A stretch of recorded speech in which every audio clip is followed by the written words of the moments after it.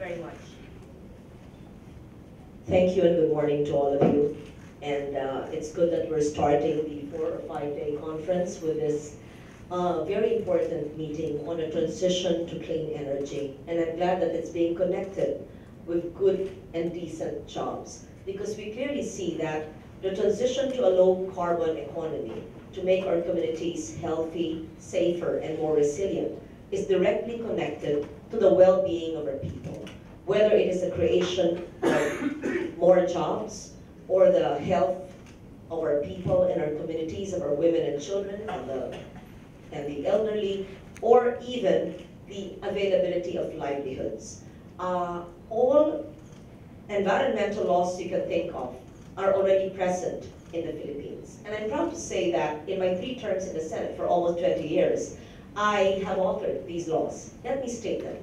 The Clean Air Act of 1999, the Clean Water Act of 2003, the Ecological Solid Waste Management Law, where you segregate garbage at source, recycle, and compost, of 2001, the Renewable Energy Law of 2008, the Climate Change Act, which created the Commission on Climate Change, of 2009, its amendatory law, the People's Survival Fund, of 2011, the National Disaster Risk Reduction Management Law of 2011, the Environmental Education Awareness Act. So you see, I can go on and on. All the policies are in place. The challenge for the Philippines is for our agencies and bureaus and departments to be able to effectively and implement all these important laws. Now, recently we passed the Green Jobs Act. That's very important because it incentivizes those in green and sustainable energy endeavors. Now, whether it is in renewable energy, in the construction of wind farms, solar power plants, or even in biomass or hydropower, this generates jobs compared to coal-fired power plants or diesel plants, which are not just destructive to the environment, but also has adverse impacts on the community and on health. Now, even in other areas which may not be directly connected to energy, but provide a haven for a clean environment, like segregation of waste at source, recycling, and composting. You may say, this is not connected to clean energy. But if we actually segregate waste, and we follow RA 9003, you're able to provide green jobs as well, so that you don't live beside a mound of garbage or an open dump, which is outlawed by now. My office, together with the Ombudsman, has been proactive in the implementation of Republic Act 9003, where no less than 50 local governments have already been sued, that filed cases by the Environmental Ombudsman for the lack of compliance to RA 9003. But of course, that's a different story altogether. Let's go back to the Asia Clean Energy Forum. The laws are in place, and I hope that we could see a more proactive stand of our government itself to seize the opportunity of helping promote clean energy in our transition to such. But then again, it is important that it should be private sector-led. Being a legislator of 3 terms and being the chairman of the Finance Committee, where I provide the funding and assistance to the whole government, it is important that we see the private sector following the laws that we have set in place in government and to provide the initiatives there, and livelihoods and decent jobs will follow. And I can see that there is not a lack of it. In the private sector alone, solar is what I'm more familiar with. There's more than 800 megawatts of solar energy in the Philippines, in fact, way beyond the 500 megawatts of subscription under the feed-in tariff in March of last year, meaning that there were more investments than there were accommodated under the Philippines feed-in tariff program. But even without the feed-in tariff, which is 8.69 as of last year, investments must be made because we see that there is already, almost at least, great parity between renewables and fossil fuel.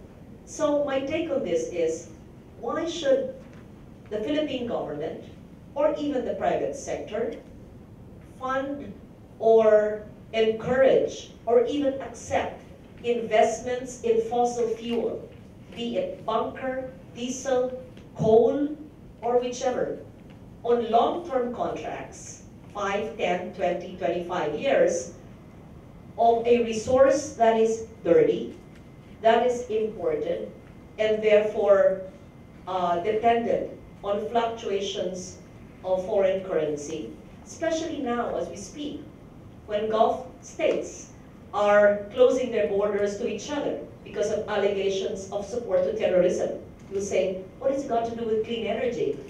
Because if we use imported fuel, and we are dependent on imported fuel from the Gulf states, that would affect the foreign currency difference for the Philippine peso. The wind is free, why not use it? The sun is there, why not harness it? We're an archipelago of more than 822 coastal municipalities, of at least 64 coastal provinces in 81 of total 81 provinces. And so we must harness the sun, the wind, biomass, hydro, and this will generate jobs in the grassroots, in the local communities, of course respecting the rights of indigenous people and protecting the rights and safety of our workers. So back to your question, what have I done as a legislator to promote clean and green energy and a clean and sustainable environment and clean, decent jobs?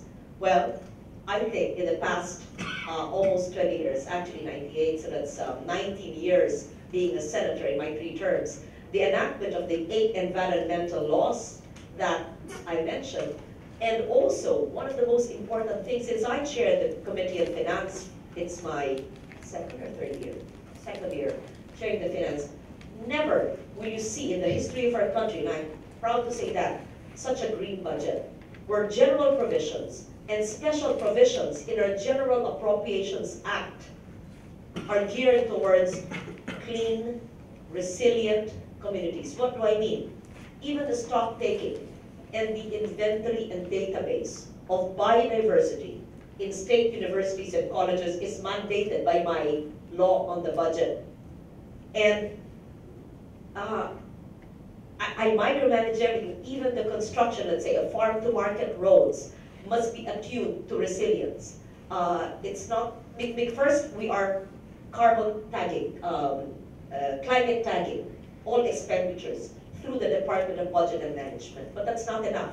And I would like to also see the standards of their climate tagging, because they may say it's a flood control infrastructure, but it may not be done well, so it may not be a right climate tag expenditure. So apart from climate tagging our expenditures, general and special provisions are indicated in our General Appropriations Act. For example, the planting of mangroves in all coastal barangays all over the country.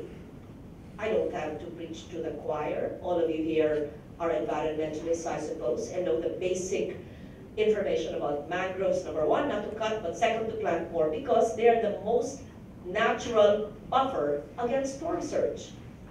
Yolanda hit, and people did not quite understand what storm surge meant. Mangrove areas in other barangays were not as hardly hit because they were full of mangroves.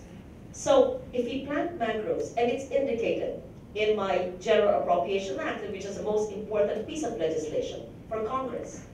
Another is the planting of coconut palms in the triangular method, which makes it a natural buffer against strong winds. We don't have to build too much on cement, and we can actually use these elements which we are blessed with in our country to have natural buffers against strong winds and against storm surge. Now, back to the transition to a low carbon economy. I've also mandated the stock taking of government public infrastructure on the utilization of energy. I also have a pending measure on the energy efficiency bill so that we don't overuse or uselessly utilize lights, the mere taking off of our switches and plugs before we leave our homes and offices could save us so much in terms of energy conservation. If you just do an audit of all our buildings, even the ADB, first I assume this should be LED. Number two, LED. Number two, when you think about the design, do you actually need all these dozens of lights? Will we be able to see without these lights? Even in the construction of homes and buildings, is it not better to have windows so we use the natural sun rays instead of having lights? In terms of our air conditioner, good, it's warm. That means, do we actually put it in a room temperature 25 degrees so that there's thermostat, so you don't use it too much? I always try them in the Senate because we freeze in the Senate with below 20 degrees, and when you actually can put it to 25 degrees. So, does the ADB actually have a rainwater collector so that, and the water that goes on its roof is actually being used in the rainwater collector so that to clean cars owned by ADB or have a little garden there, which you have, is rainwater being used, or do we actually use Maynila or Manila water, which is chlorinated, which doesn't make sense because the plants would rather have rainwater.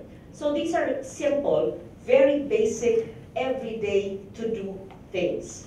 But then back to your question. The transition to clean energy should be private sector driven.